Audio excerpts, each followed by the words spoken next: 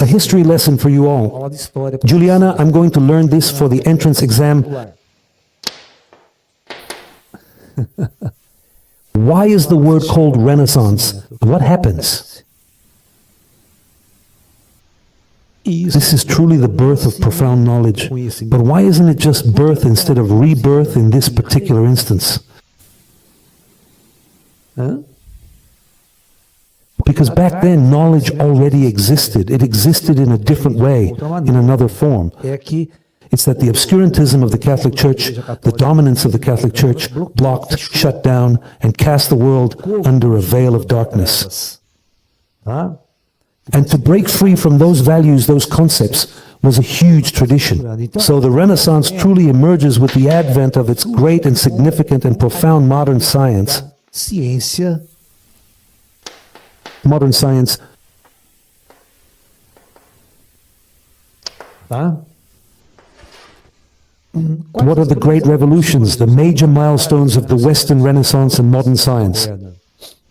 The very first of them, which we can truly say, who profoundly sparked a revolution in human thought and scientific knowledge, effectively lifting the earth out of a certain intellectual obscurantism, is the remarkable individual we know as Nicolaus Copernicus.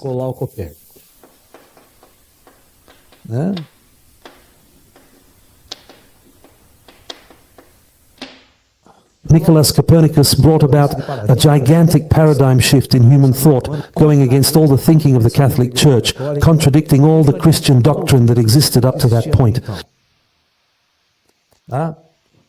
And he truly inaugurates the heliocentric system, indeed the father of heliocentrism. Okay. Throughout the entire Middle Ages, the Earth was considered the center of the universe. We practically lived in a world where there was a fixed, unchanging sphere, and everything truly revolved around the Earth. That is to say, God Himself created the Earth, and the entire universe above was just there purely for decoration. So in essence, the Earth was the very center of everything, the absolute pinnacle of divine creation. This was the fundamental concept that structured the entire Middle Ages. A primitive, destructive concept that effectively enslaved the very nature of human thought, and few men truly dared to challenge the Church of these deeply held thoughts, and many of them were burned at the stake.